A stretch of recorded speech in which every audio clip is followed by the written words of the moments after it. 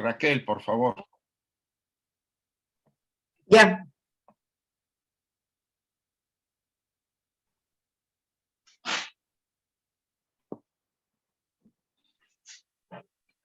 Vale, Raquel, vamos a empezar. Sí, ya estoy grabando. Bien, pues buenas tardes a todos. Yo ya estoy aquí en España, ya estoy en Bilbao. Quiero mandar un saludo a todos que estamos ahorita en este estudio que hacemos todos los lunes a las 6 de la tarde, hora de España. Bueno, abrimos, porque realmente empezamos 6:30. Y en México a las 11 y después todos los horarios que se van abriendo por Latinoamérica. Pues empezamos otra vez esta continuidad un poco mejor en los horarios que aquí estaba yo más acostumbrado. Los programas están ya en la rama Ceres, se ha estado distribuyendo. De todos modos, para que los que quieran información se los podamos hacer llegar. Apenas se hizo una distribución de un librito sobre las joyas de sabiduría de la señora HPV. También queremos hablar de los que lo quieran en papel. Ya lo ha editado la editorial Teosófica Española para que los que lo quieran lo soliciten en papel, que yo creo que la mayoría usamos más el papel que en el ordenador. Hoy vamos a ver ese pensamiento que fue comentado por un hermano de México y que a muchos les gustó. Bien, vamos a empezar con la dedicación, por favor. Les pido a todos que por unos instantes nos concentremos en esta dedicación del trabajo que hacemos esta tarde o esta mañana, según el país. Oh, tu sol dorado de esplendor más excelente. Ilumina nuestros corazones y llena nuestras mentes.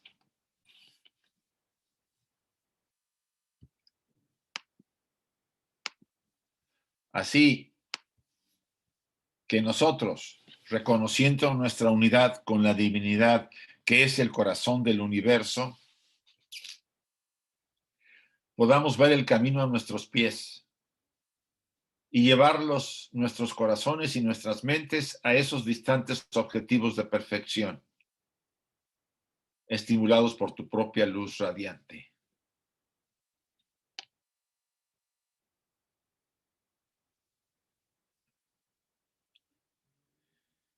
Así sea. La meditación de la señora Burnier también. Concentremos y lo hagamos con devoción. Hay una beatitud y un poder más allá de nosotros mismos que viene en ayuda de aquellos que están preparados para recibirlos. Volvamos a aquellas grandes fuentes de las cuales emanan incesantemente la fortaleza y la inspiración a todos los que, olvidando el yo personal, están resueltos a aprender y compartir sin reservas.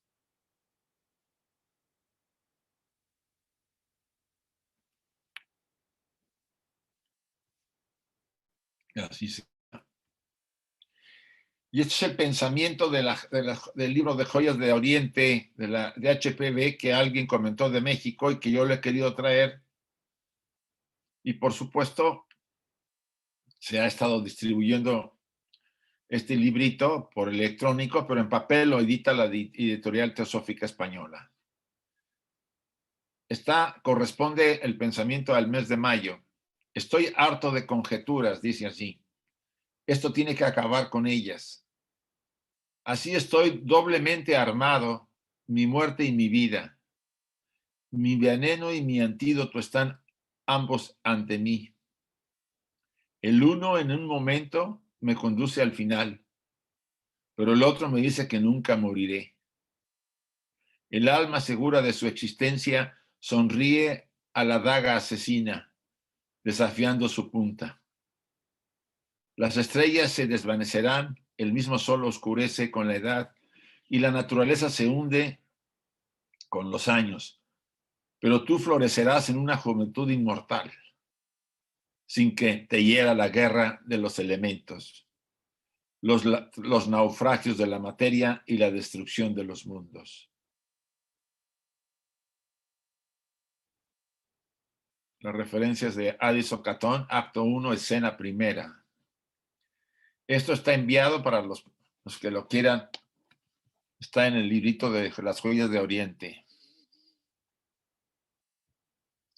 Y finalmente la meditación del Brahtaranyaka. Oh Pushan, oh sustentador de todo, abre los labios de la verdad, ahora ocultos bajo áureo velo, para que los devotos de la verdad podamos ver. Así sea. Bien, pues gracias. Aquí está el recordatorio. Yo espero que esto pueda servir para los que quieran información. Algunos se quejan de que no les han contestado, pero bueno, insistan en el mensaje. Aquí está la dirección de internet de actividades virtuales, ste@gmail.com. Una de las cosas que hay que ver son los vídeos de los lunes. Voy a pedir después a Raquel que me aclare si se lo está subiendo a la sección o se está subiendo al YouTube de la rama Ceres. Se están subiendo donde antes, hasta el próximo curso. Vale, está Vamos bien. a cerrar este año académico en el mismo listado que antes. Bueno, muy bien. Sí, porque hay 2 o 3 personas, entonces les voy a decir que sigan buscando en el de la sección español. Gracias, Raquel. Bueno, vamos a empezar con nuestro estudio. Realmente lo vamos a retomar. La semana pasada lo habíamos estado tocando. Estamos en la tercera proposición fundamental del proemio de la doctrina secreta. Comentarios que se hacen sobre D.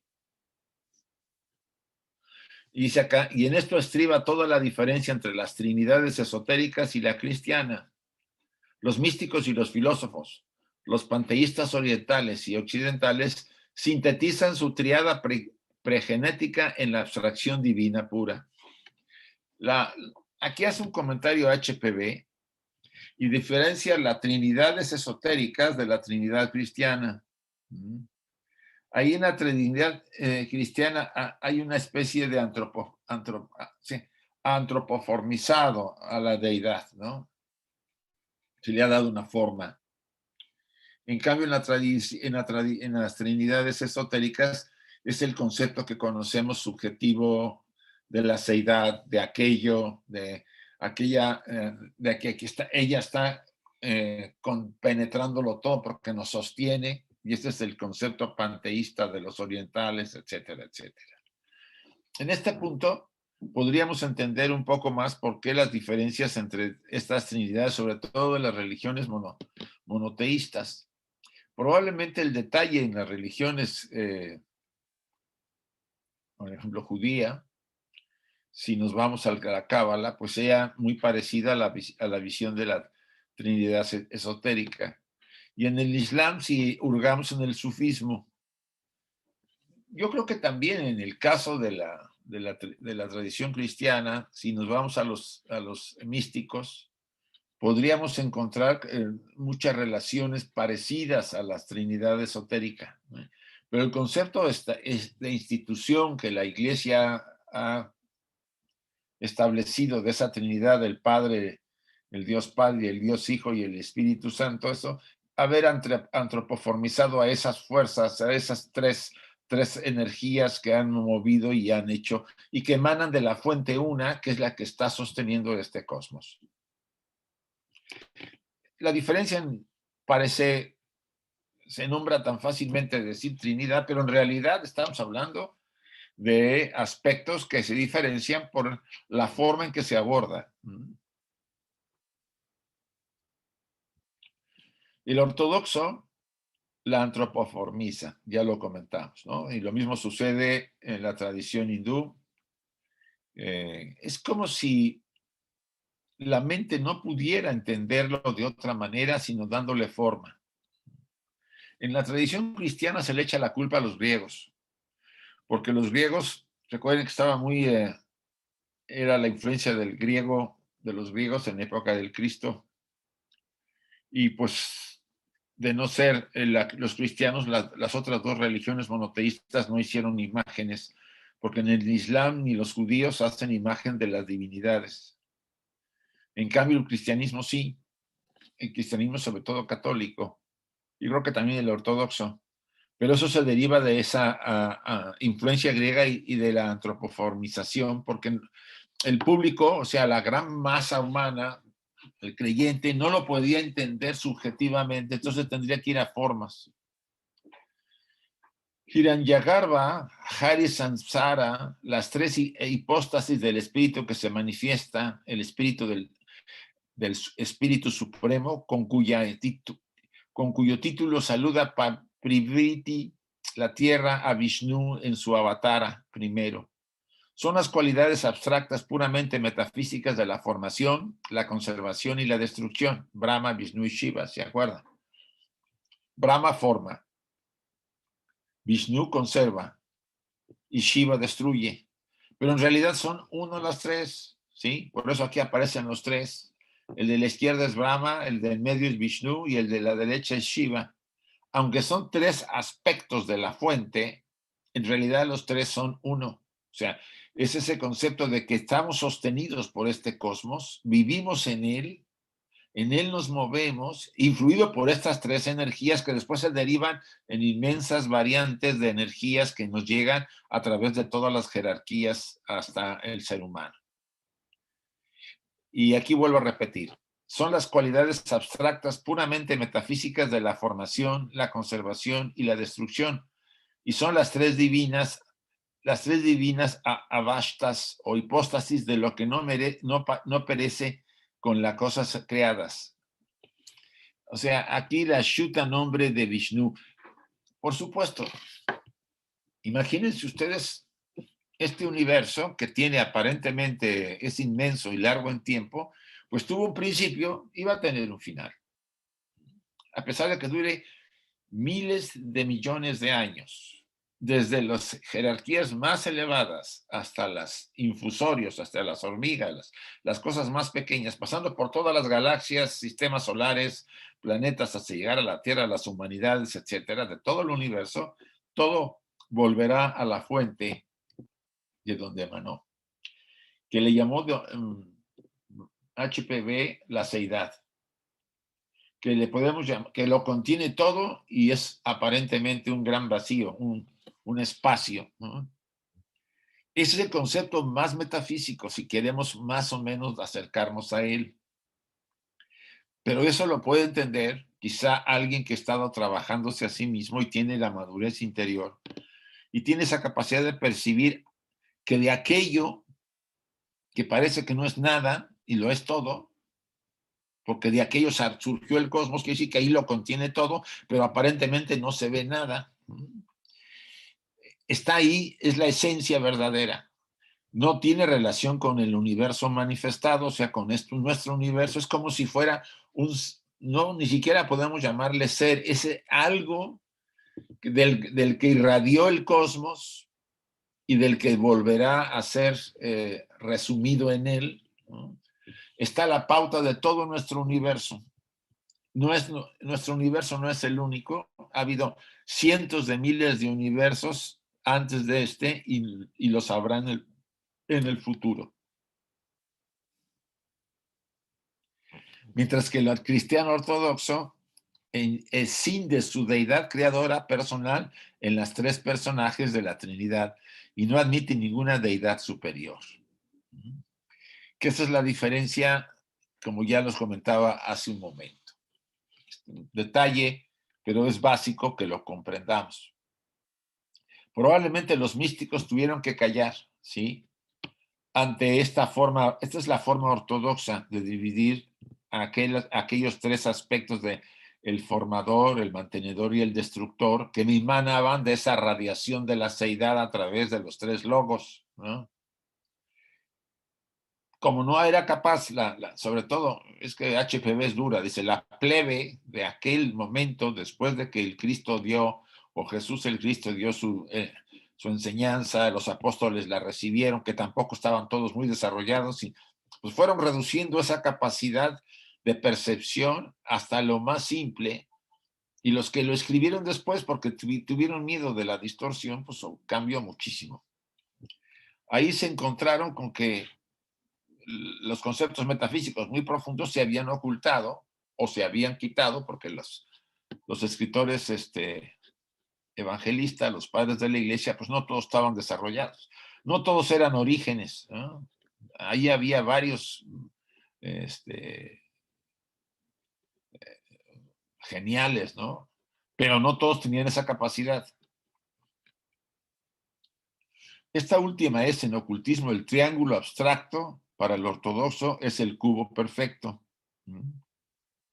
El dios creador o los dioses reunidos son considerados por el filósofo oriental como Bhrantidarshanat, falsas apariencias, algo concebido por razón de apariencias erróneas, con una forma material y que se explica como proceden del concepto ilusorio del alma humana, personal y egoísta, el quinto principio. Esta apariencia de los dioses, de acuerdo a la visión oriental, son las falsas apariencias de la esencia una, de esa fuerza una. O sea, imagínense que ese rayo de luz que pasa a través del triángulo, del cristal, en forma de triángulo, se descompone cuando sale el rayo de luz blanca en 7 colores, la descomposición de la luz. Acuérdense que Newton trabajó mucho esto. Y salen 7 colores. Si ustedes regresaran los 7 colores, obtienen la luz blanca de este lado. Pero esos 7 colores a su vez tienen variantes de ellos mismos, entremezclados con todos los demás. Entonces, eso, ese ejemplo del triángulo y de la descomposición de la luz puede ayudarnos a entender que el uno se manifiesta de 7, 14, 21 y va derramándose hacia los mundos más materiales, desde los mundos sutiles, espirituales, hasta los más materiales. De ahí que el triángulo tenga esa importancia de simbolizar esas 3 fuerzas que emanan de la fuente una, del sostenedor del cosmos, vamos a decirlo así, que ya está fuera de esa seidad, si podemos llamarlo así, porque si no, se llama logos inmanifestados, porque si no, no podría haber un universo como lo conocemos, porque no sería un universo no finito, sino infinito, porque sería la derivación de la seidad. Entonces, esa reducción de la seidad en esa irradiación genera este cosmos finito que tiene un principio y que tendrá un final. Y todo lo que está dentro de este universo tiene un principio y tiene un final, ¿no?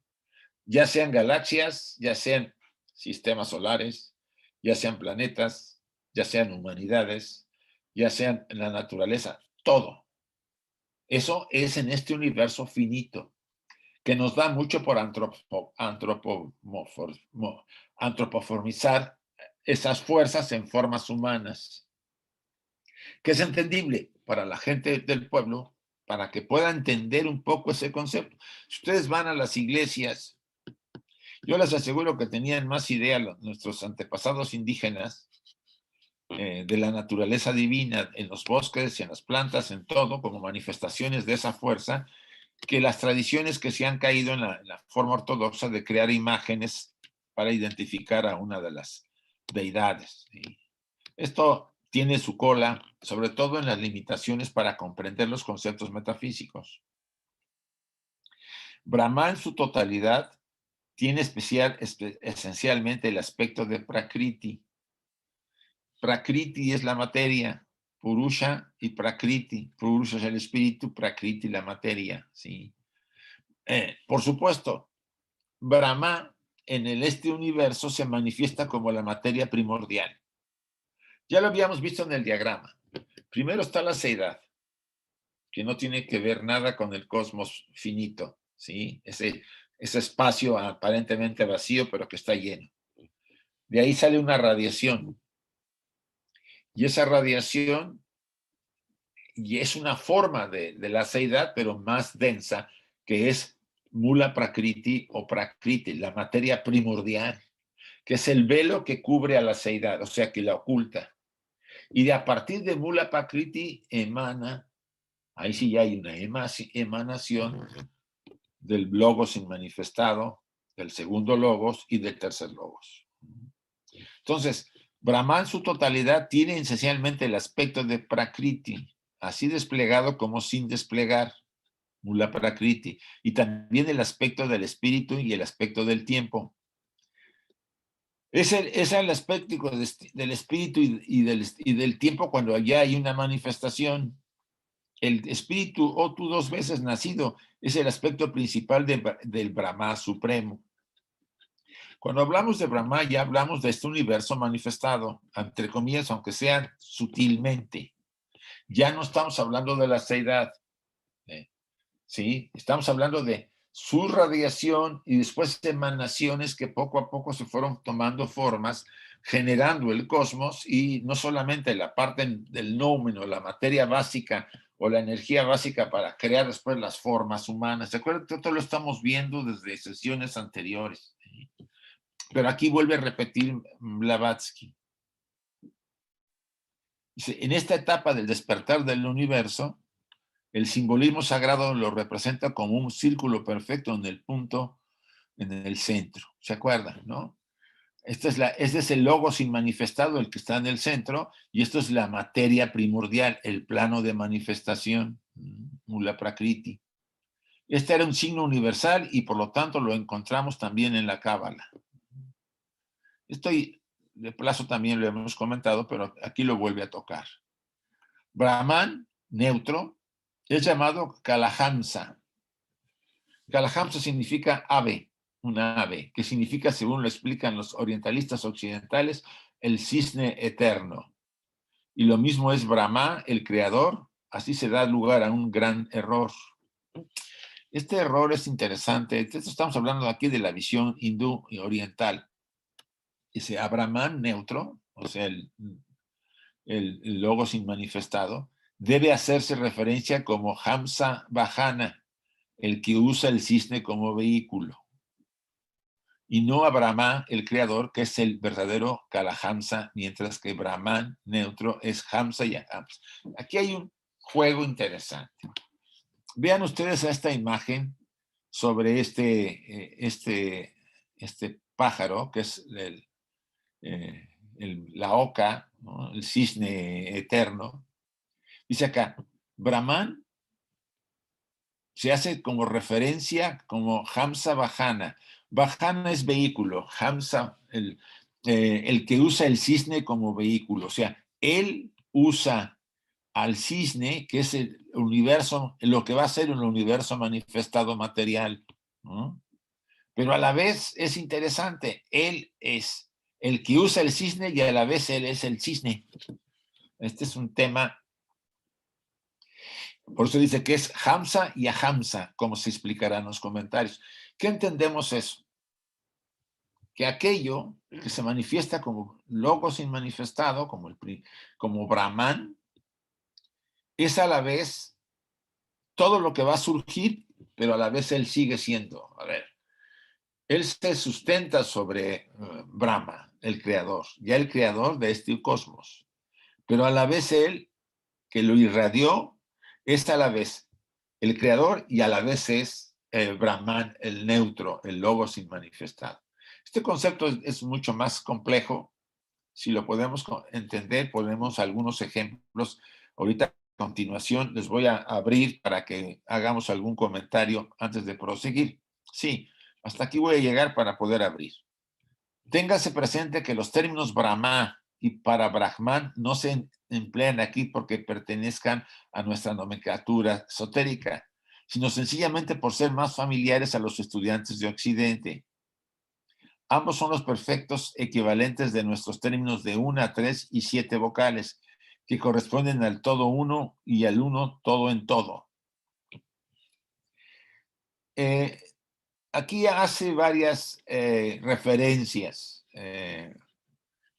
vamos a decir, Blavatsky, respecto a las fuerzas que han formado este cosmos, porque se mencionan en la tercera proposición fundamental como comentario. Déjenme abrir para que, si hay alguna aclaración, podamos abordarla.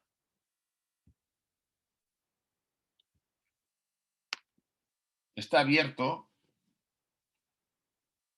Por favor, quien quiera hacer. Creo que estaba María Jesús, levantó la mano. Por favor, María Jesús. Sí, Isaac. En esto que lo último que has comentado del Brahma neutro y Sí. del ave Kalahansa, el ave Kalahansa es la que es capaz de separar el agua y la leche, o sea, tiene gran capacidad de discernimiento. Entonces, el Brahman neutro, ¿quién es? El no manifestado, pero el que tiene las fuerzas de la luz y de la oscuridad en él, lo positivo, lo negativo, o sea, quien tiene lo que no está manifestado. Es que Es el todo. él es la unidad de vida, si queremos llamarlo así. ¿Sí? De él emanó la triada, los tres logos. Él es el logos inmanifestado, a la vez es el segundo logos, espíritu, materia, y el tercer logos, Mahat, la mente. No sé si aquí puedes pescarlo así. Por eso dice el pasaje, el Brahman neutro, o sea, el logos inmanifestado, debe hacerse referencia como Hansa Vahana, el que usa el cisne como vehículo. Él usa el cisne, pero a la vez es el cisne, porque el cisne emanó de él. Sí, sí, ¿sí? O sea, Sí, bueno. porque no hay Gracias. aspectos. Él siempre es, y se derivan aspectos de él, ¿sí? Que es el verdadero Kalahamsa, mientras que Brahman, el neutro, es Hansa y Ahamsa. O sea, es el ave y no lo es a la vez, porque él es el emanador de todo este cosmos. O sea, el cosmos deriva de él como logos inmanifestado. Yo así lo entiendo. Muchas gracias, Isaac. Gracias. Isaac, yo he estado muchas veces meditando sobre, vamos a decir, la Trinidad, que para mí es más fácil. Y son tres fuerzas diferentes en una. Es así, Sí. lo que yo he sacado.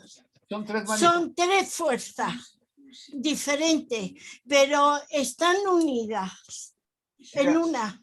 Más que diferentes, son tres emanaciones, sí. Que vibran en diferentes frecuencias. Sí, sí, tres fuerzas. Pero que emanan de la fuente. De la fuente, emana, están unidas y emana. Sí. Por ejemplo, en el cristianismo, el Hijo con el Espíritu sí se manifestó, hizo, pero tenían que estar unidos. Pues eso sí. Es el pensamiento mío, lo que yo he sacado cuando he estado meditando y pensando. Lo que pasa es que en el cristianismo, como lo dijimos, sí. Le antropoformizaron las... Ya sé, le hicieron forma y no tiene forma. Y arriba de ellas no hay nada, según el cristianismo. Ya. Todo lo contrario desde la visión de la esotérica, de donde sí hay una esencia o seidad de donde emanaron esas energías. ¿Sí? ¿Vale? Sí. Sí. Isaac, cuando me toque, quiero comentar una cosa al respecto. Sí, por favor, José, ya puedes hacer. ¿Se puede ya? Sí. Es que no tengo la opción de poder pedir la vez. No tengo otra, pero eso sí puedes. Sí, bueno, sobre este tema es interesante lo que dice Annie Besant en el estudio sobre la conciencia. De hecho, coincidió que este jueves estuvimos con ese tema y ella comentaba que había dos tipos de temperamento. Es decir, el intelectual se basa en que el ideal se basa en que el ideal más elevado, digamos que es abstracto, pero el temperamento emocional, y es la idea del ortodoxo, se basa en darle forma a ese ideal. Es interesante porque ella explica que tiene sus riesgos, los dos. El primero, el intelectual, el riesgo es que puede ser que les cueste mantener la inspiración. Y el emocional comentaba que puede fracasar. Ajá. Porque se queda como estancado. La palabra exacta que ella dice es, indica que le costará mantener la inspiración, el ideal, este es el primero. Pero la idea exacta que ella dice es, puede fracasar y puede quedar por debajo del ideal. Es interesante la idea que da Annie Besant, ¿verdad? Sí, sí. Sí, sí, bastante interesante en ese aspecto, sí. Mm. Porque hay una variante ahí, sí. Lo interesante acá es que si nosotros somos hijos de este universo, somos somos el universo, realmente la gota del agua del mar del cosmos, nosotros llevamos estas estructuras en pequeño, estos aspectos, esta fuente. No vamos a negar que nuestra esencia, la esencia más profunda, es eterna e infinita, porque si no, no habría ni este cosmos, ni habrían la vida una que está manifestada en diferentes formas. Es como si de repente nos hubiéramos quedado del otro lado del triángulo que descompuso la luz en los 7 colores y no nos diéramos cuenta que todos los 7 colores emanan de la unidad, a pesar de ser tan diferentes aparentemente. Esa diferencia está unida, está en la unidad.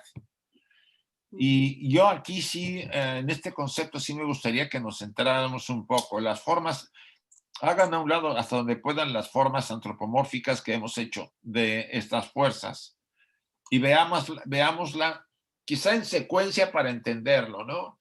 La seidad, después viene Mula Prakriti, la materia primordial, que es el velo de ella, que es una forma de la seidad, pero más densa, y a partir de ahí las 3 fuerzas que emanan de esa fuente, irradian si quieren también.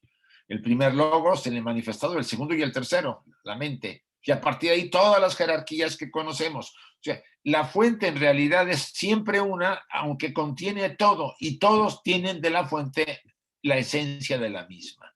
Por eso nosotros tenemos de esa fuente. Sí, José Luis, gracias, José.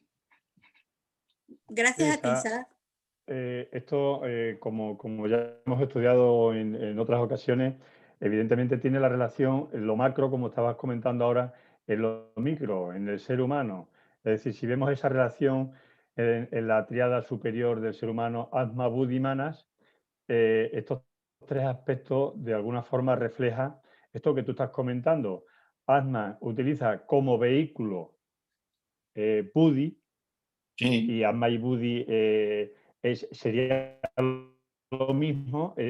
Buddhi no, vamos a decir de manera tan así, tan ligera, como que Buddhi no sería funcional sin el aspecto de Atma, o viceversa, Atma sin Buddhi, pero a su vez Manas adquiere todo su potencial, por decirlo también de esta forma, gracias a la unión con los aspectos superiores. Y la mónada estaría formada de alguna forma, según cómo lo estudie, Atma, Buddhi, Manas, en los diferentes componentes, en las diferentes relaciones, ¿no? Pero estos 3 logos o estos aspectos de los que tú estás hablando tienen una relación, como no puede ser de otra manera, en estos aspectos de micro en el ser humano, ¿no? Y cómo los demás vehículos, de alguna forma, lo que realmente existe es este aspecto uno, que es Atma, que es lo que le da todo el espacio a la constitución del ser humano, ¿verdad? Por añadir un pequeño comentario muy, muy escueto. Gracias, Isaac. Sí, no, si nosotros lo percibimos, esta enseñanza, nos damos cuenta que todo lo que nos rodea, a pesar de verlo tan diferente, es la esencia una manifestada en una vibración determinada. Obvio, después de bajar en cascada todas las energías que se fueron formando después de la mente, vinieron los ají, de los ají vinieron los lipika, después vinieron los manasaputras y los anishvatas, y así empiezan en cascada a bajar toda esa energía y dándole nosotros nombres a esas energías que tienen funciones de diferente tipo y por supuesto hasta donde hemos entrado a antropoformizarlos. Algunas de esas energías no tienen forma, son muy sutiles y otras sí la tienen, hasta que llega a nosotros el ser humano. En otras palabras, comprobamos con esto, en esta tercera proposición fundamental, que nuestra esencia, que somos uno con el cosmos y la esencia divina está penetrándolo todo, nuestra naturaleza y la naturaleza de todo lo que vemos, porque la misma materia es espíritu condensado. No sé si acabamos aquí de clarificar eso. No hay espíritu y materia en el sentido per se lo hay para una mente concreta necesitada de separar la luz y la oscuridad. Pero en realidad la esencia es que ni la luz existe como luz, ni la oscuridad como oscuridad, sino como unidad siempre. Salvo que una vibra a una frecuencia mayor, más sutil, y la otra más densa. Si queremos entenderla quizá con esta forma de verlo. ¿Algún otro comentario, chicos? Isaac. Oye, Isaac, un comentario muy breve, Isaac. Yo en alguna parte habré leído el logos del lenguaje es el pensamiento. O sea que el pensamiento es el logos del lenguaje. Ajá. Quiere decir que la palabra logos la puedo yo como asociar como si logos fuera el origen de algo. ¿O Sí. qué viene siendo logos en estas acepciones? Sí, es el origen de la fuente, o sea, es la forma en que la fuente a través de él es, oye, ojú, hay una frase muy larga de un sonido que emana del cosmos, ¿sí? En la formación, eso lo veremos más adelante en las estanzas. Ahí viene esa serie de palabras, ¿no? Vocales casi todas, donde que esa es la forma de sonido que emana esa fuerza en esos tres aspectos de logoicos que después generarán pues, el cosmos, porque va atrás de la Mahat, la mente, vienen los Aji, los 7 primordiales, y empieza realmente el cosmos a formarse. Y es así, Arturo, como lo estás comentando, puedes darle vamos a decir, el aspecto de origen. Isaac. Gracias. Sí. Soy Ana Lorena. Sí, Ana, por favor. Sí, gracias, Isaac. Podríamos ver esto como una especie de movimiento que va a llevar finalmente a esa cascada. Entonces, creo, si lo podemos llamar o concebir como un movimiento desde esa primera radiación, Sí. que en la doctrina secreta se le llama el logos inmanifestado o el logos primero. Entonces, en esa segunda etapa, que da origen al segundo logos y finalmente al tercero, en ese movimiento de la conciencia, primero absoluta, que sería el primer logos, y luego ya como el padre madre, que le llama Blavatsky en los comentarios y también en la doctrina secreta, y finalmente esa diferenciación que empieza a ser la materia, la prakriti, ¿verdad? El espíritu sigue siendo el mismo, ese Brahman o ese logos inmanifestado y la materia, la práctica primero y luego el alma universal, como se le llama también, comienza a hacer ese movimiento ya de diferenciación en los AI, con ese Brahman final, ese tercer logos que es finalmente el creador en esta etapa. Sí. ¿Qué te parece? No Sí. sé. En realidad, si tú te vas a los comentarios, yo me he basado mucho en los comentarios del 89 de HPB, a mí me llama la atención que ella dice, la seidad irradia, porque no emana, irradia. Sí, irradia, esa es la primera. Y dice, entre la seidad y su irradiación y el primer logos está Mula Prakriti. Sí. Porque dice que el logos manifestado no puede ver a la seidad porque Mula Prakriti es el velo que cubre a la seidad. Claro. Pero estamos hablando de la materia primordial, ¿no? Sí, correcto. Original, no estamos hablando de correcto. Sí. Y a partir de ahí, por lo que tú dices, es así. Yo así lo veo también. Igual. Y ese primer logos está en ese, digámoslo así, está inactivo en ese momento como conciencia absoluta dentro de Mula Prakriti o rodeado o envuelto en esa Mula Prakriti, ¿verdad? Por eso comienza la primera estanza con ese redespertar, ese movimiento que comienza ahí. En ese lugar donde está, en ese lugar, por decir una palabra, ¿verdad? Sí, por decir. En ese estado, digámoslo así, como la práctica. Están padre y madre unidos ya y luego comienza esa diferenciación de la materia, de la materia primordial, ¿verdad? Y ese movimiento de la conciencia ya como unidad siempre. Por eso lo vemos como una unidad, aunque sea... Diversidad. Lo vemos como una multiplicidad, aunque sea siempre una unidad. Porque hay un pasaje que decía es una apariencia la que vemos, ¿no? En realidad nunca hemos dejado de ver la unidad. Todo es una fantasía aparente para el universo en el que está uno, ¿no? Es un sueño, o es maya, como le queramos llamar, ¿no? Son formas de aquellas energías que aparentan y cubren a la esencia, pero bueno, así podemos llamarlo. Bueno. Muy bien, Ana, gracias por tu aportación. Gracias a vos por todo tu trabajo. No, bueno, chicos, continuamos, si les parece. Voy a volver a cerrar.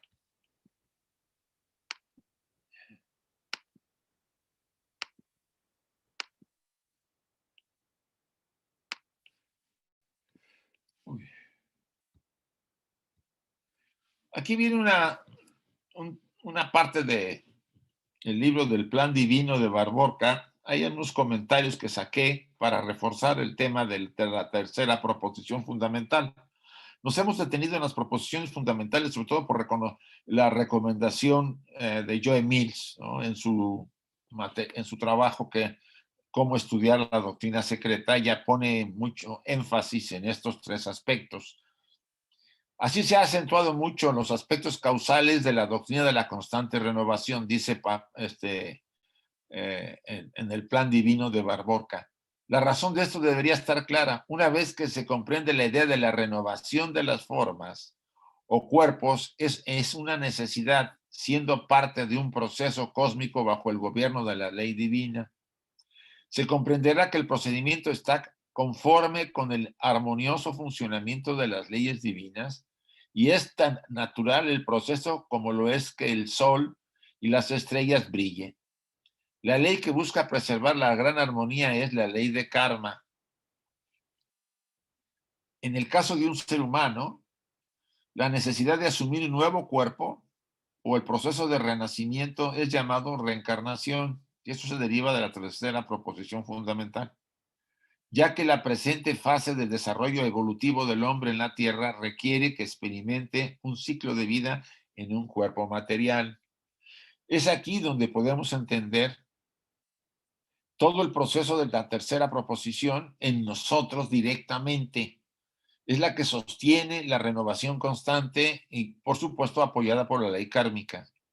El significado material de la palabra latina reencarnación significa asumir un cuerpo material nuevamente. O sea, lo que nosotros se preserva eternamente y no, vamos a decir, no desaparece, necesita vehículos, trajes nuevos para poder seguirse desarrollando. Y a eso le hemos llamado nuevas encarnaciones, nuevas personalidades a las que vamos a volver para llevar a cabo una función, un trabajo de aprendizajes, experiencias, etcétera, etcétera. Y por supuesto, equilibrar esa ley kármica que está en nosotros. Específicamente aplicada al hombre, entonces, la doctrina de la constante renovación, que así le llama Barborca, implica la doctrina de la reencarnación. La necesidad del hombre de aparecer en la tierra una y otra vez para experimentar ciclos activos de existencia. O sea, hay una necesidad en el hombre. O sea, más que en el hombre, en la esencia divina, en la tríada superior, ¿no? Que tengamos que volver para seguir experimentando y aprendiendo cosas. Cuando un ciclo de vida llega a su fin a través de la muerte del cuerpo, sigue un ciclo pasivo. Sin embargo, a su vez, el ciclo pasivo terminará y será seguido por otro ciclo de vida cuando el hombre renace en la tierra. Así como nosotros lo estamos haciendo en la tierra, cuando nosotros vamos a la muerte y entramos a una etapa pasiva, entre comillas, pero hay actividad, pero es pasiva, así el universo cuando se desbarata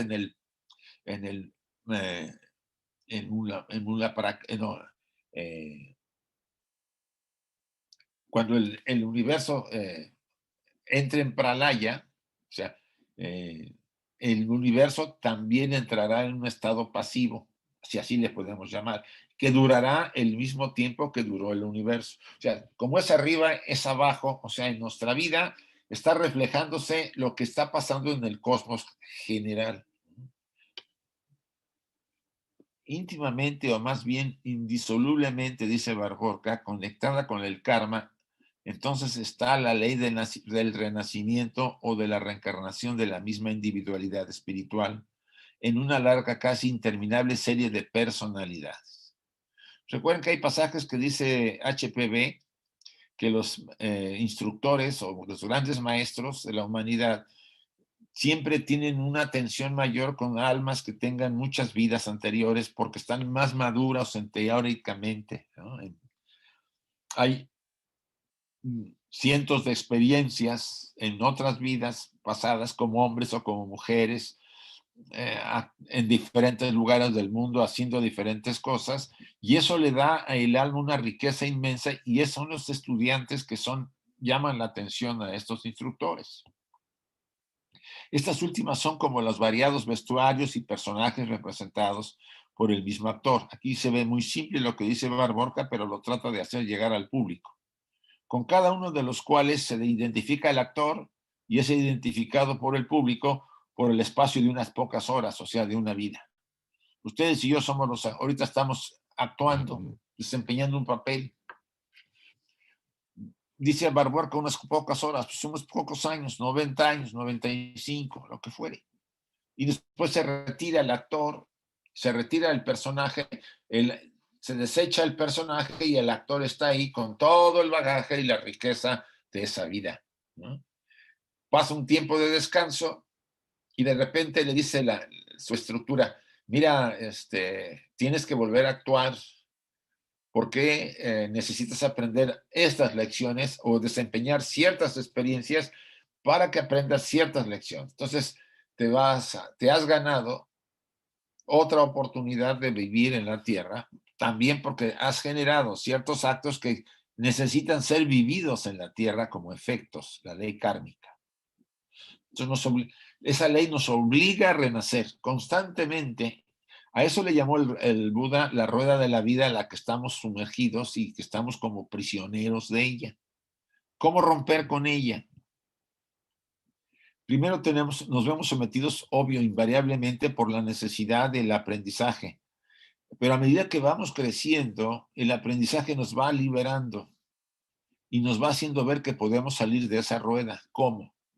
Realizando que nuestros principios que están en la personalidad, nuestra conciencia, se fundan con la parte divina y entonces se trasciende la etapa humana ya sin karma para no volver, y si se vuelve para hacer algún trabajo de ayuda. El hombre interno, o sea, el real que representan estos personajes, sabe todo el tiempo que él es el Hamlet por el breve espacio de unos pocos actos, ¿no? O sea, nuestro ser interior sabe que estamos desempeñando, pues aquí José, o José Luis, o Arturo, o Yolanda, o Isaac. El ser interno sabe que somos sus personajes que están actuando, a través del cual está actuando él, el yo divino. Y sabe que fue la noche anterior el rey Lear, él sabe que antes fue otra personalidad, antes de Isaac, por ejemplo. La transformación a su vez de Otelo en una noche todavía anterior y mucho antes, pues fuimos a lo mejor algún personaje en Egipto o en los Atlantes que estuvimos haciendo nuestras cositas y que ahora pues nos toca vivir de otra forma. Pero el personaje invisible, el externo, se supone que ignora el hecho. O sea, el hombre interno sabe todo lo que hemos vivido. Pero nosotros como personajes externos, no nos acordamos, más bien no tenemos ni idea, salvo que haya un trabajo y una transformación para tener acceso a ese conocimiento. En la vida presente, esta ignorancia es, desgraciadamente, demasiado real. La mayor parte de las personas no son conscientes.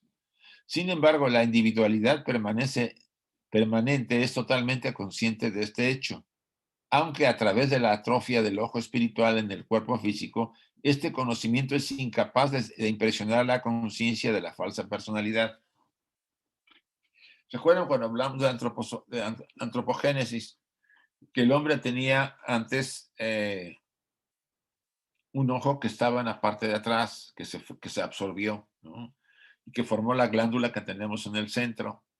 Si esa glándula está activa, o sea, el ojo espiritual, que originalmente en la raza lemur estuvo activa y probablemente en Atlante al principio, este conocimiento no tendremos recuerdo de lo que fuimos en otras vidas. Ustedes y yo nos preguntaríamos, ¿por qué no nos acordamos?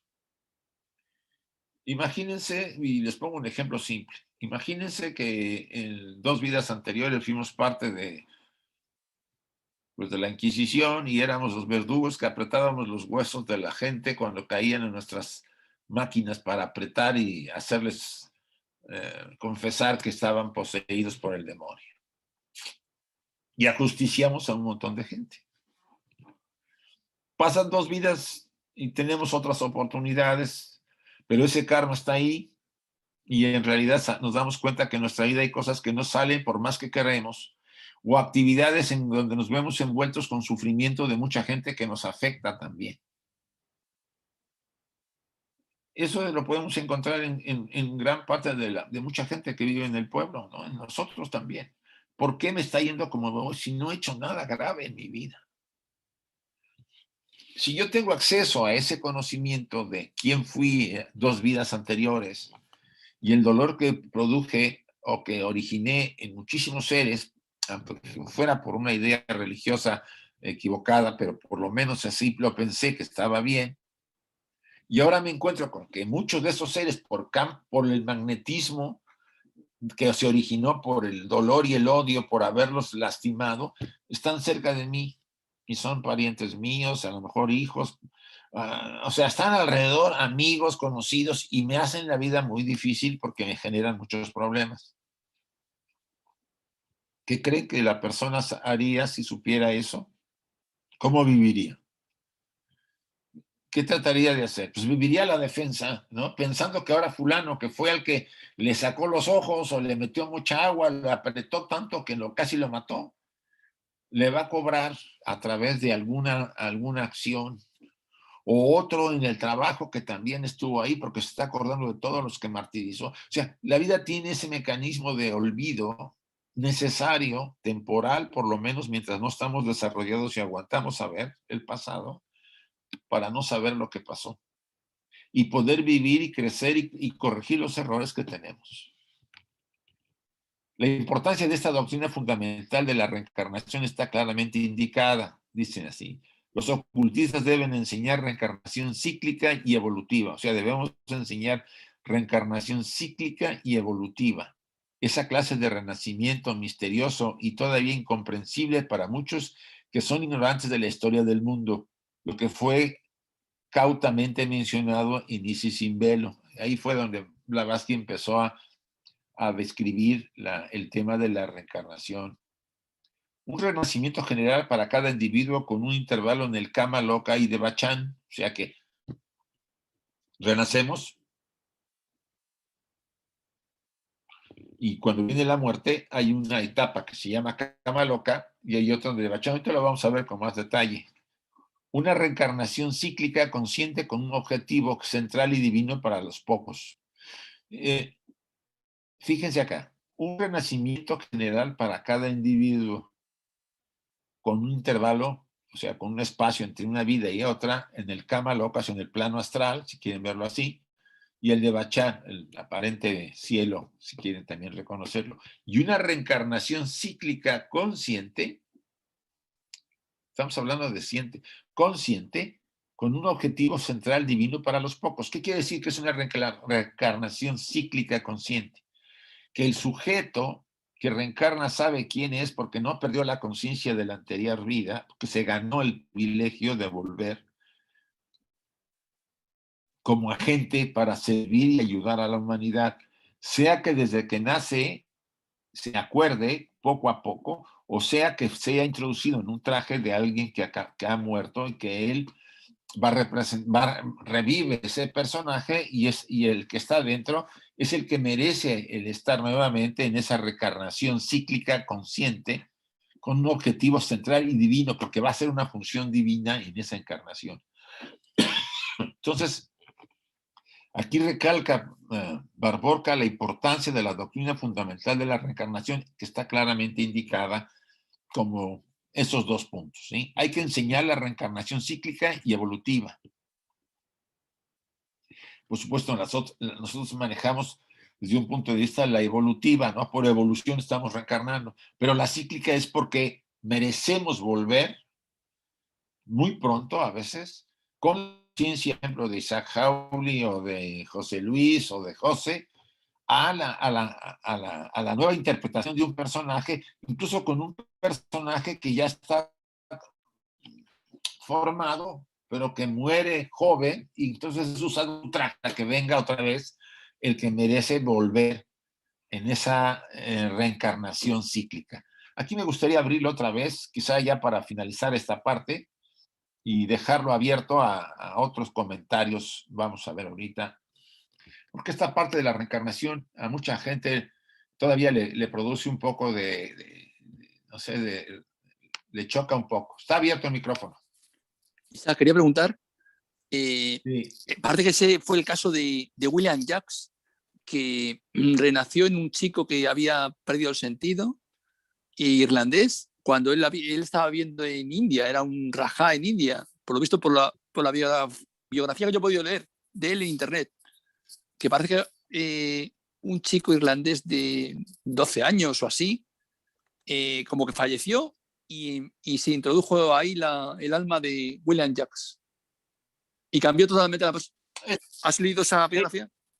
No, pero mira, no es nada raro, porque en la literatura oculta se menciona esas excepciones. Son excepciones. Sí. Excepciones porque la jerarquía quiere que ciertas almas que están muy desarrolladas, que han acumulado muchas experiencias a través de muchas vidas, puedan mantener la conciencia de la que han tenido en esa última encarnación, que ha sido muy, muy excelente, tiene muchas capacidades, aprendió muchas cosas, y dicen, vamos a usarlo para un plan de trabajo que va a haber dentro de unos años, y no podemos perder, porque miren, ¿cuál es el problema de que se pierda, que la personalidad o la conciencia del individuo se vaya, como dicen, al Devachan? Que cuando se Devachan y se forme la nueva personalidad, no hay control. La anterior personalidad, la anterior autoconciencia, por ejemplo, de Isaac Hawley, queda fusionada con la nueva personalidad, más agregados de otras que faltaban vivirse. Entonces el nuevo ser ya no es Isaac Hawley, es un nuevo individuo que tiene muchas tendencias de Isaac, porque fue el último, no es Isaac, teóricamente. Este es el tema de irnos al Devachan. Sí. Es el común evolutivamente denominado. La excepción es la cíclica, que siendo Isaac Hawley, vamos a decir, con ciertas características necesarias para un trabajo en 20 años, y él va a vivir 10 años más y después pues lo podemos tener ahí guardadito un rato para que aparezca el personaje que necesitamos para que lo ocupe Isaac Hawley. Isaac Hawley regresa con la autoconciencia que tiene en esta encarnación, pero con un nuevo incluso no forzosamente puede ser ya un traje de un niño, como dices tú, o de un joven que recientemente murió y fue utilizado el traje para tener características para poder hacer ese trabajo en el país determinado y bajo condiciones determinadas. Esas son las excepciones, pero son de acuerdo a la enseñanza oculta. Muy bien, José. Gracias. A ver, Salomón, por favor. Hola, Isaac. Bueno, antes que nada, me da gusto saludarte y que estés bien, ya sea acá o allá.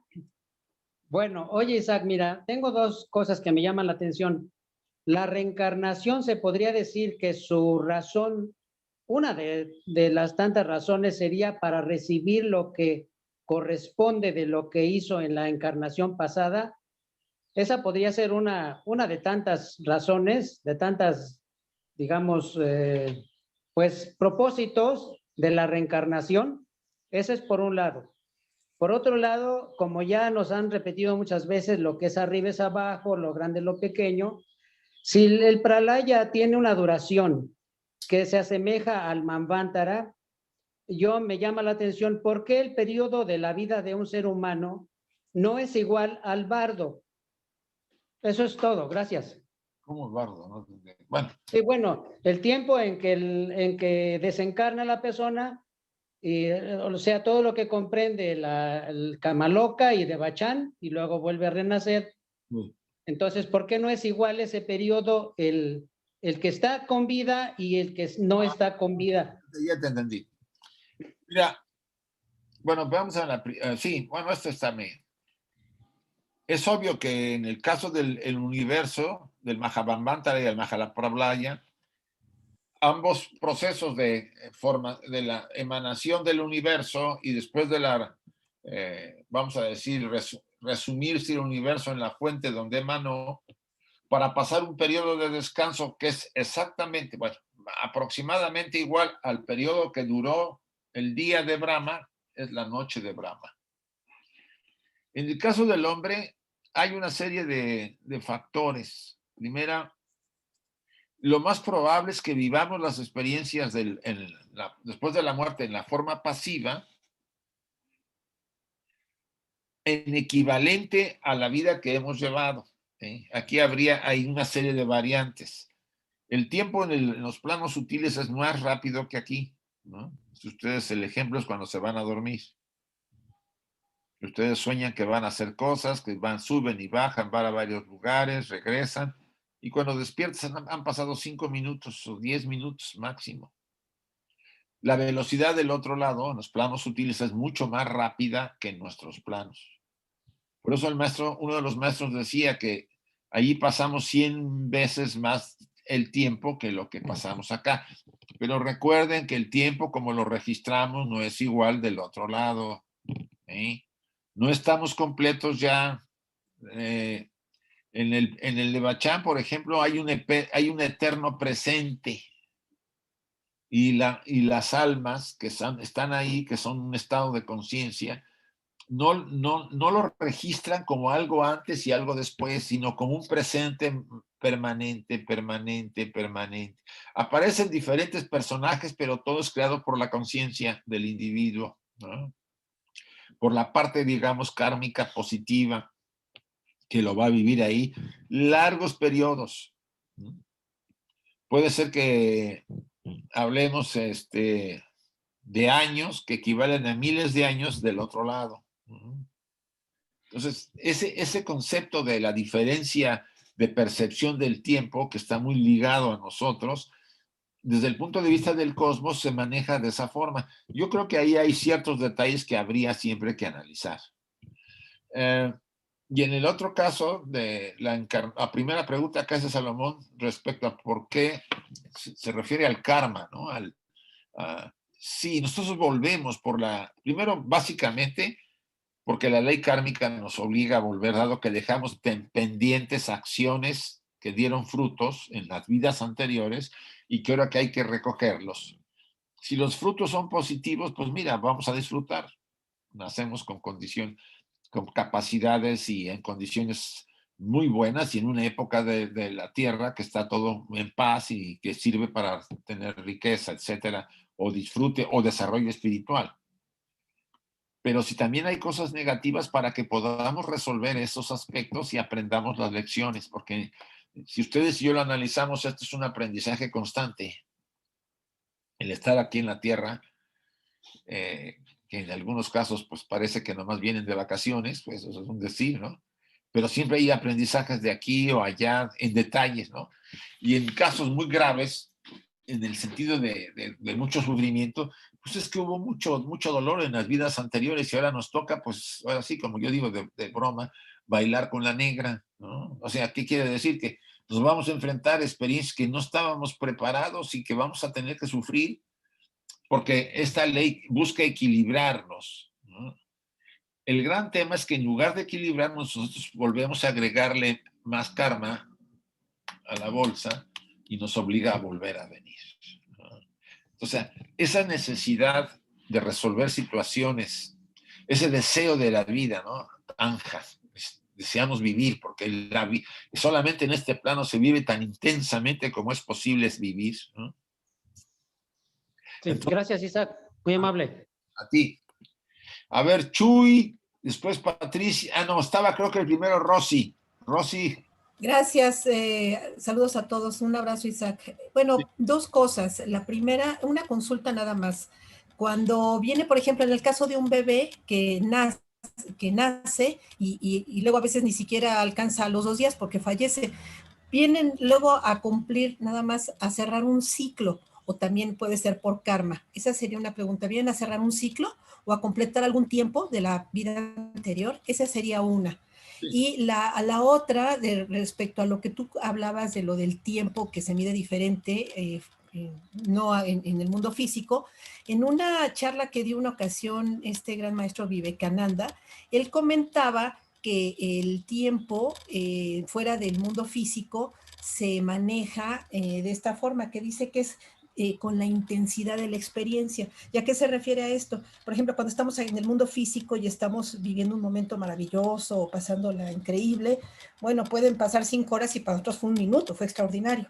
Sin embargo, cuando estamos pasando una experiencia terrible en un hospital o en un velorio, X causa, se nos hace el tiempo inmenso y en realidad todo es la intensidad de la experiencia. No hay tiempo y espacio, es otra vibración totalmente diferente. Pero bueno, es una forma muy, ¿cómo te diré? Muy enriquecedora para que lo podamos entender, muy, pues de una forma que se explique para que se puedan entender, los hermanos, es con la intensidad de la experiencia, porque es una vivencia interna, no una medición de tiempo que está afuera, que lo podamos medir con algún tipo de instrumento, sino que es por la intensidad de la experiencia. Eso lo quería compartir porque se me hizo interesante lo que comentabas y pues lo quise enriquecer con esto que comentaba Vivekananda, posiblemente lo puedan comprender.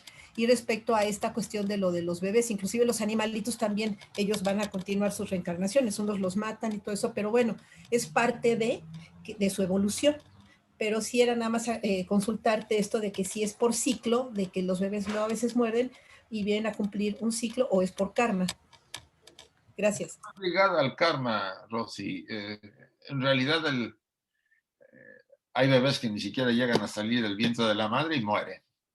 Nacen y ya están muertos, o unos nacen y viven unos cuantos días, a veces horas, y mueren. Ahí hay todo es cíclico, es obvio. Hay necesidad de querer entrar y vivir la vida humana, la vida en este plano, porque es la forma en que las almas pueden avanzar.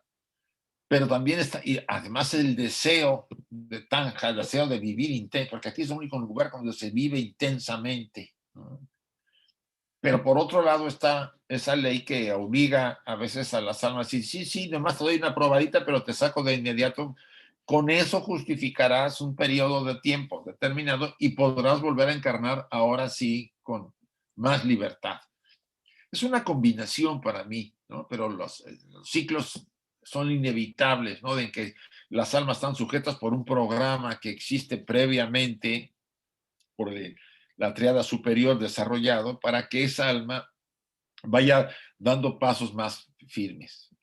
Perdón, pero sí tendrá una consecuencia de su vida pasada de que vienen, o alguna consecuencia, obviamente alguna por karma, de que vengan a cumplir un ciclo y vivir unos momentos y dejar el cuerpo por alguna cuestión kármica, posiblemente, ¿no? También sí. Podría ser. Sí, gracias, Rosy.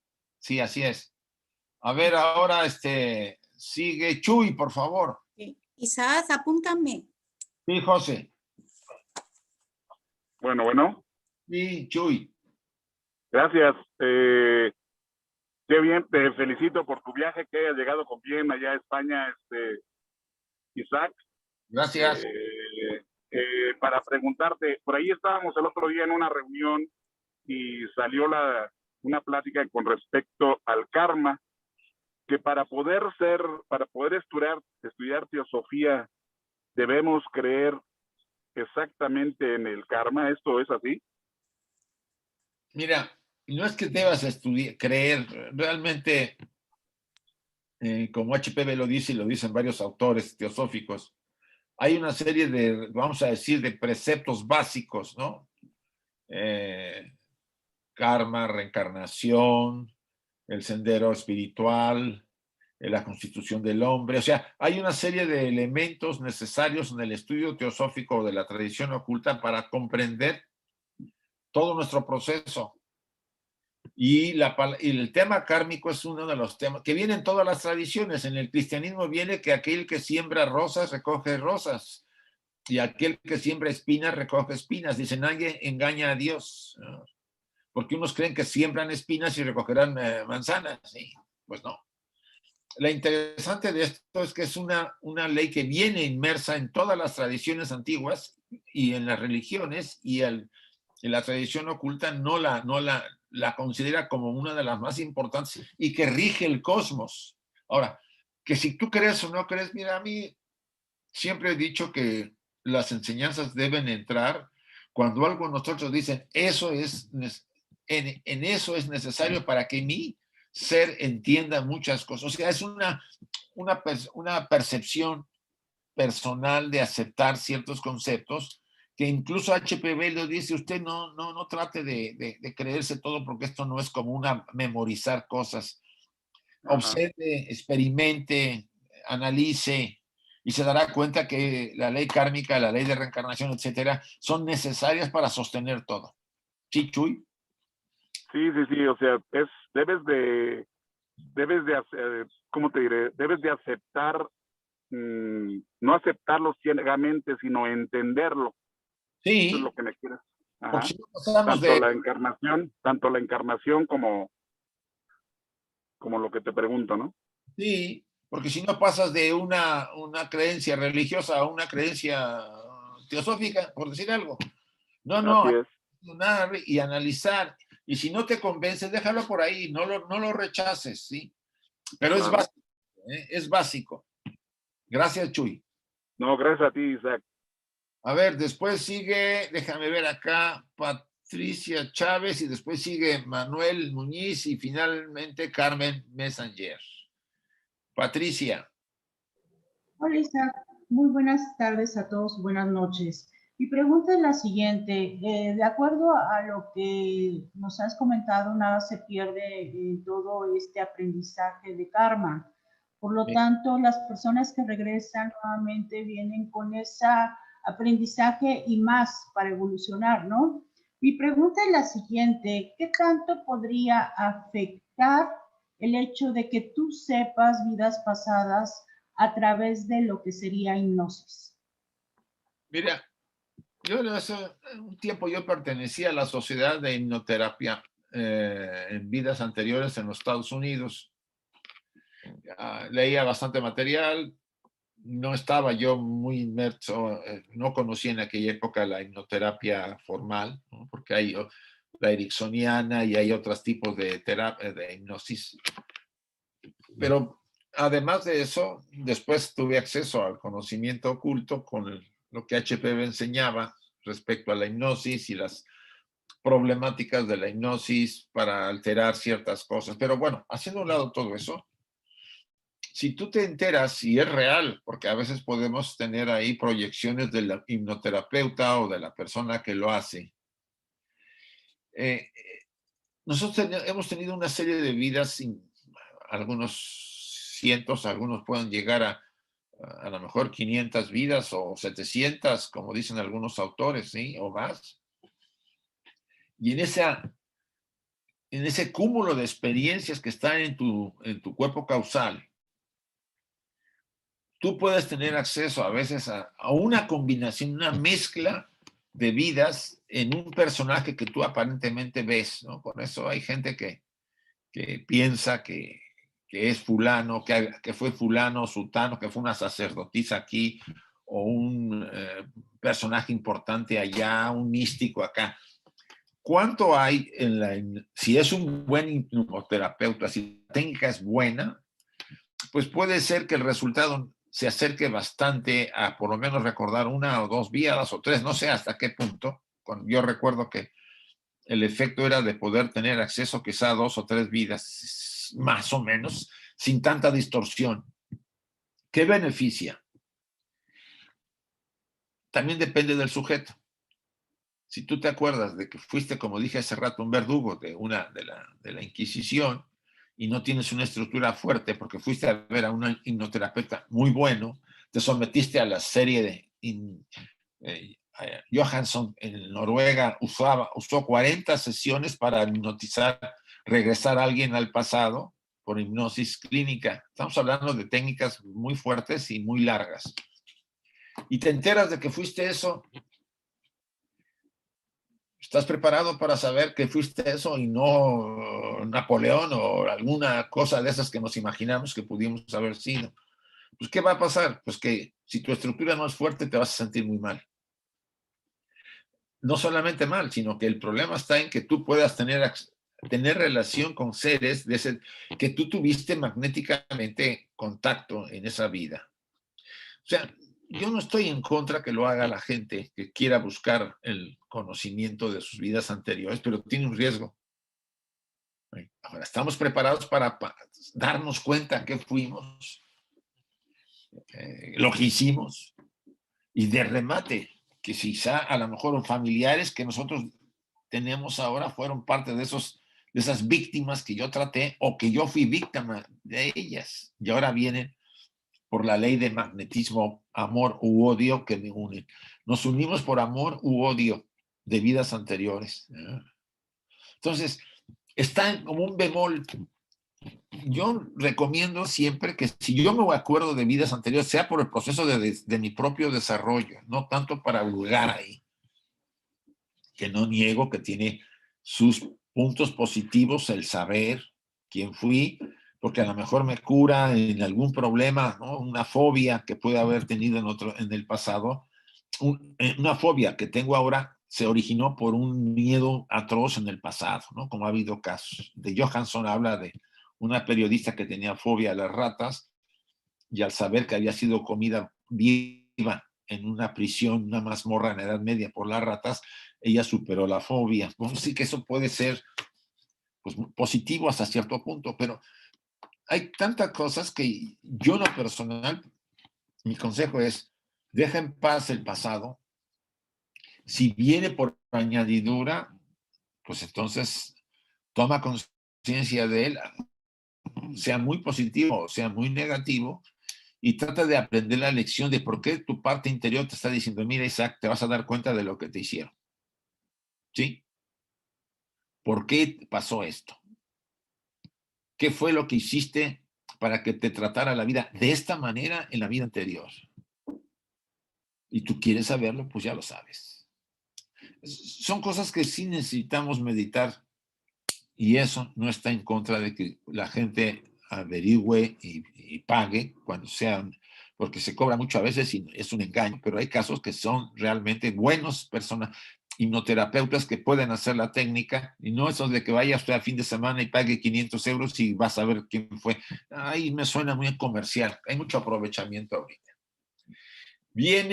Después sigue Manuel Muñiz, por favor. Sí, hola, buenas tardes. No sé si fue a ti, Isaac, a quien te oí que el cristianismo mantenía la creencia en la reencarnación hasta que a finales del siglo V, en un concilio, el emperador bizantino Justiniano obligó en un concilio en Constantinopla a abolirla, porque los soldados, si creían en la reencarnación, pues no combatían con el mismo furor en el ejército que el emperador quería. Entonces, pues oficialmente se abolió la creencia en la reencarnación en un concilio en la época del emperador Justiniano, pero hasta entonces el cristianismo sí que creía en ella. Sí, y hay pasajes, a pesar de que están interpolados y extrapolados en la Biblia, sobre todo en la Biblia no tan manipulada estas traducidas por estos dos personajes de Cipriano de Valera y otros traductores de la Biblia. Hay pasajes, ¿no? Cuando habla, le dicen al Maestro Jesús respecto a Elías, ¿sí? No, a Elías no, al Bautista, ¿no? Juan el Bautista, cuando lo mataron o cuando lo sacrificaron, les preguntó quién era él y dijo, es Elías y ustedes no lo reconocieron. Algo así dice, ¿no? Sí. Hay pasajes que se mencionan de muchas maneras, pero obvio, al haber sido maquilladas varias partes, porque ¿qué quiso la iglesia? La iglesia quiso quitarse de encima el tema de la reencarnación, porque la identificaba mucho con las tradiciones orientales. Recuerden que antes pues, estaban las tradiciones que venían influenciando del Oriente, del Medio Oriente. Las mismas tradiciones caldea y egipcia hablan también del mismo tema. Entonces, todo eso ellos quisieron quitárselo de encima. Sí, y un escrito de Platón, de ese soldado que tuvo una experiencia cercana a la muerte y todo eso, también habla de eso. Sí. Pues es que ellos quisieron quitarse de eso, asumiendo que querían que fuera algo nuevo y diferente. Yo no me refiero a la enseñanza básica de los evangelios, sino a esa doctrina construida, se puede decir así, posteriormente por los padres de la iglesia, más que los padres, los seguidores después. Una doctrina ortodoxa, dogmática, que se estructuró en base más bien a intereses y poder, ¿no? Sí. Porque si no, si el feligrés dice voy a volver, pues no me controlas tanto como me controlas ahora, sino más en una vida claro. La vas a hacer, ¿sí? Sí, sí. Muy bien, gracias. Manuel, a ti. Está después José. Ah, no, perdón. Carmen. Gracias. ¿Me oyen bien? Sí, sí. Ah, ok, gracias. Yo lo que aprendo, lo aprendo por lo que vivo. Muchas veces se cometen muchos errores y no sabemos. Nuestra capacidad muchas veces de jóvenes no nos da la capacidad para valorar el problema que tenemos y actuamos indebidamente. Ajá. Entonces, sobre la reencarnación, yo tuve ¿cómo decirte? El gusto de tener mi primer hijo, pero después tuvimos problemas y económicamente, como yo les dije por ahí un día, éramos unos muertos de hambre. Entonces, yo no quería más que tener uno porque la cuestión era de que quería darle yo lo que podíamos y no sufriera como habíamos sufrido nosotros. Sí. Entonces empezaron problemas de matrimonio y cosas así, y entonces me vuelvo a embarazar. Saber yo que lo que estaba haciendo era incorrectamente, vengo y me provoco el aborto. Ajá. Al poco tiempo, pues las cuestiones se compusieron y todo eso. Mi marido, al ver cómo estaba la situación, pues empezó a cambiar y todo eso, y entonces que deseamos la parejita. Ajá. Y por más que le hacíamos para poderla encargar, no podíamos. Sí. Sucede que una vez lo logro y jugando en la playa me porraseo y lo pierdo. Eso referente a los que dilatan poquito tiempo y se tienen que volver a ir. ¿Cómo sufrimos cuando perdimos al bebé? Seguimos trabajando y gracias a Dios nos dio Dios la primera mujercita. Tengo 3 mujeres. Y desde entonces, con un poquito de conocimiento, les digo que nunca deben de hacerlo. Nunca, nunca más. A pesar después de que yo supe que no, por medio de la teosofía, que eso era asesinar. Por eso les digo que las religiones y todos los que puedan oponerse al aborto están en lo correcto. Luego sucede que, pues, yo fui hija de un masón y de una católica por herencia. Entonces yo no tuve una religión que me enseñara debidamente cómo debía de ser la cuestión moral, pero nunca fui fuera de lo correcto, muy alocada. Tuve mi vida alegre y mi vida muy feliz, Pero te digo, yo nunca creo ni pienso que hice cosas indebidas. Entonces, cuando murió mi papá, fue cuando yo entré a la masonería, porque él era masón, queriendo saber la forma en que él pensaba. De ahí encontré el camino a la teosofía.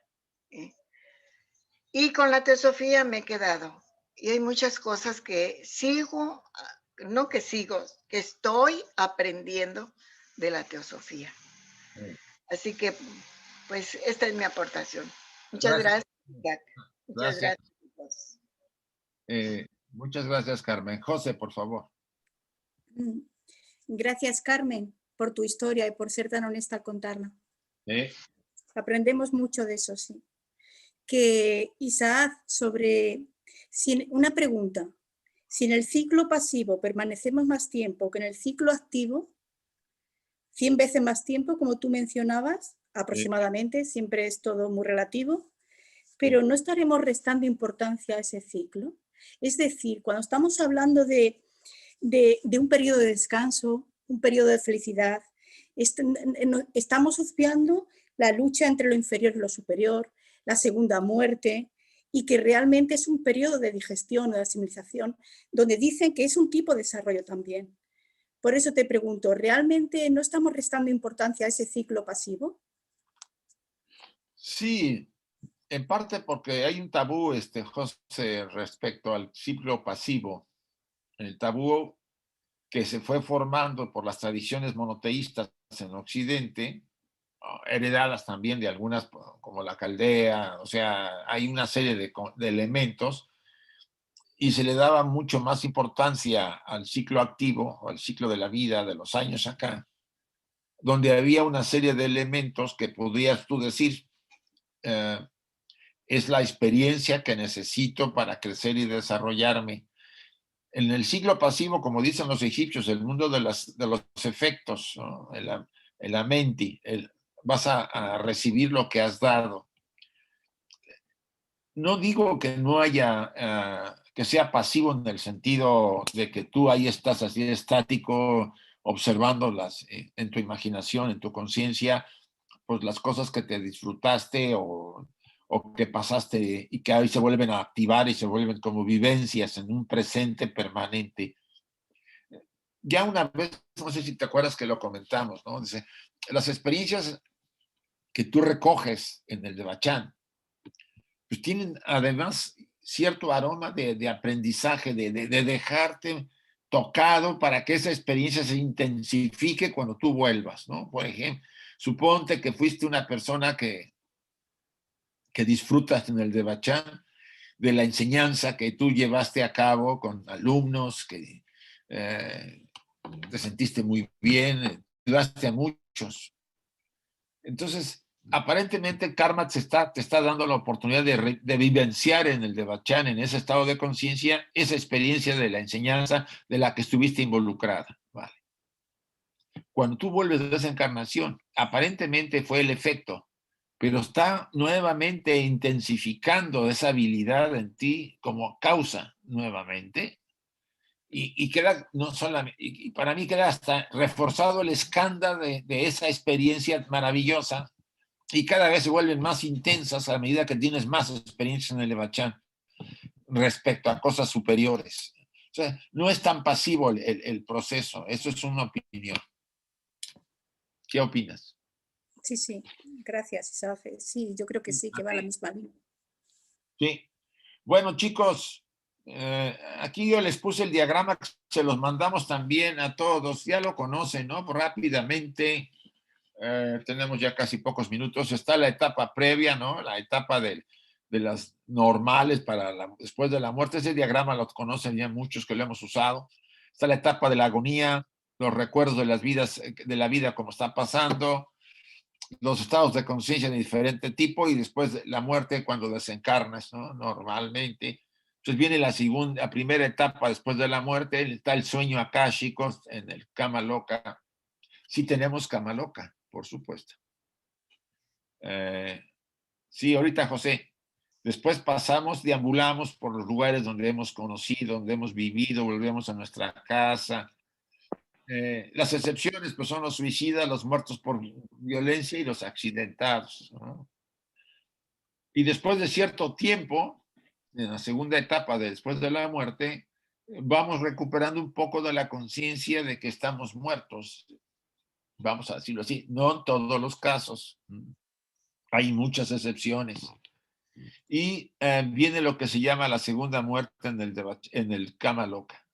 La segunda muerte nos lleva a, aquí pongo en relación ya al juicio final, o sea, el estado de conciencia interior es el que registra la vida que hemos llevado. Antes de morir vemos toda nuestra vida.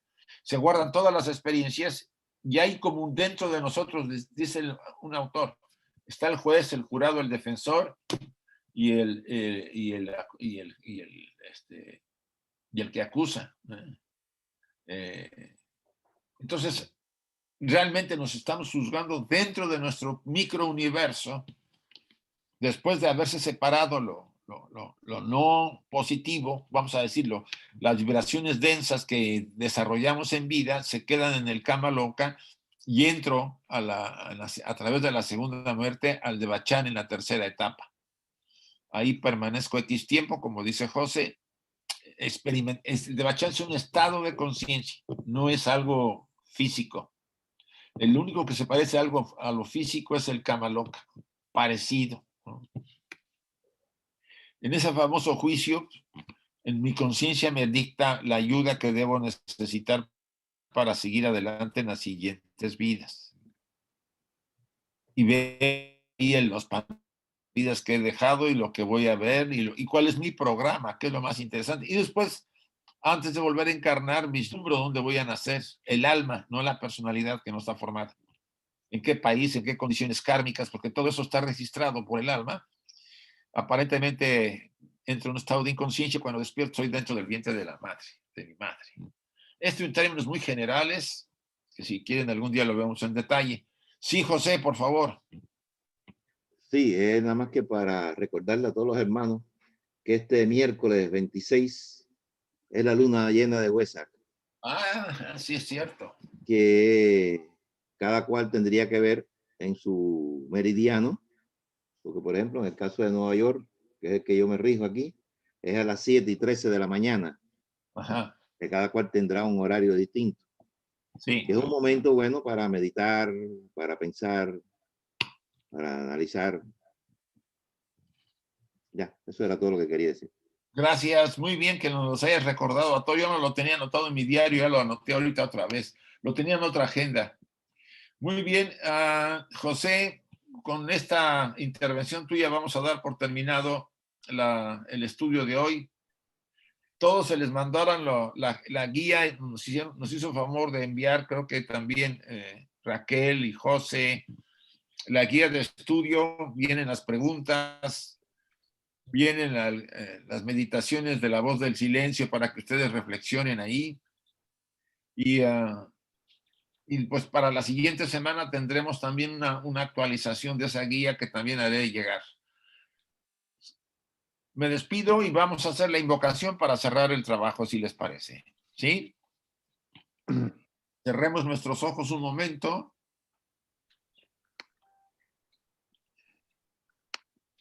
Y voy a volver a cerrar los micrófonos. Y repitamos las frases de la invocación de Annie Besant, todos tratando de hacerlo al unísono hasta donde podamos hacerlo. Oh vida oculta que vibras en cada átomo. Oh luz oculta que brillas en cada criatura. Oh amor oculto que todo lo abarcas en la unidad.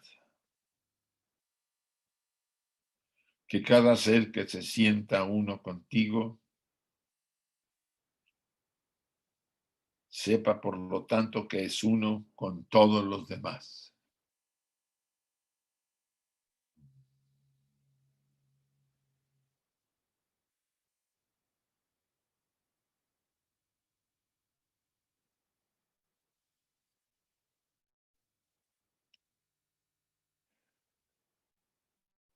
Así sea y gracias a todos.